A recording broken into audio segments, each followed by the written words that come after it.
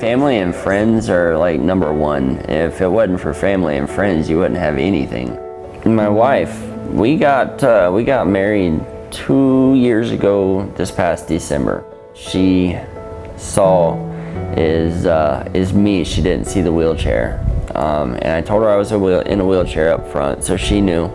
We went on a few dates, and she never saw the chair. She saw me as a person, and the chair didn't bother her. The challenges that I have to deal with on an everyday basis, she didn't get scared off by it or anything. So after I first got hurt 6 years ago, I got into softball, wheelchair softball with the Tampa Bay Rays wheelchair softball team. And then I got into wood turning, so everything else is on the back burner, and wood turning is my main focus right now.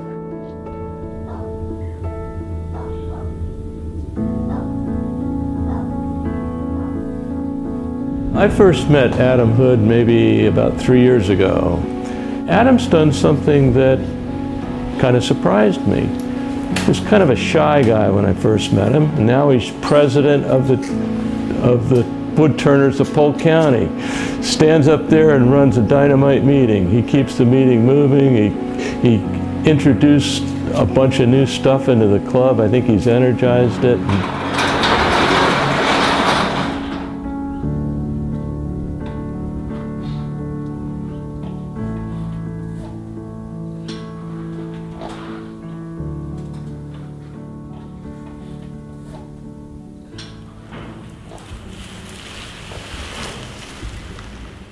Before I got hurt, I was a welder, welded metal. That's all I've done since high school. Was never into woodworking at all, could care less about it. And when I got hurt, like I said, my dad brought home the lathe, and that's what got me started. So if it wasn't for him bringing in that lathe home, I wouldn't be here where I am now.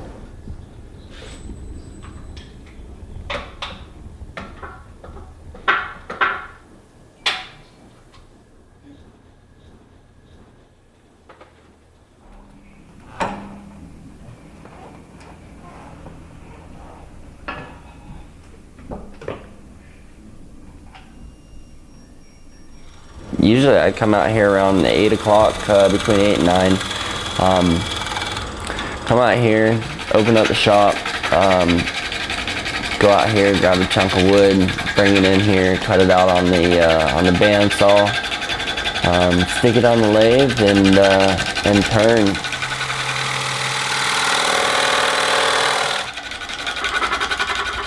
Wood turning is wood turning, whether you're sitting down or standing up. There really isn't any difference. You use the gouge the same way. You do everything the same way. All the basics are the same. With everybody does stuff different. So I may do stuff a little different than the next guy, but for the most part, everything is pretty much the same.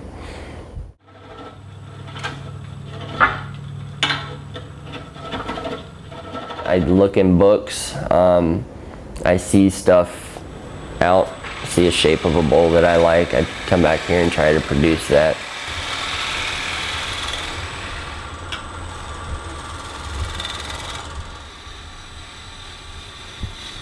I do a lot of utilitarian pieces, salad bowl sets, plates. I'll do that still, but I'm wanting to get more into the artistic side of it.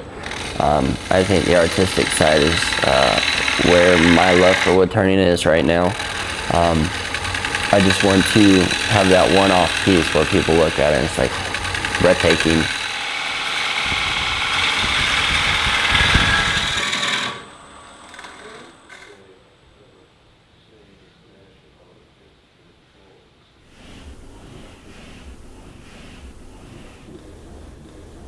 I like working with camphor.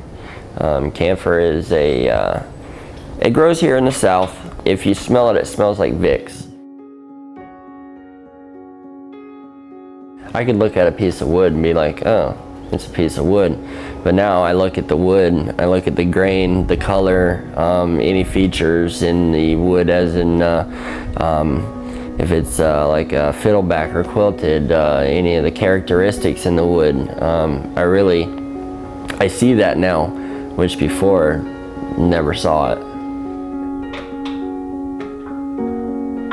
I like turning wet wood to finish and then letting the wood have a final say so in what it wants to look like.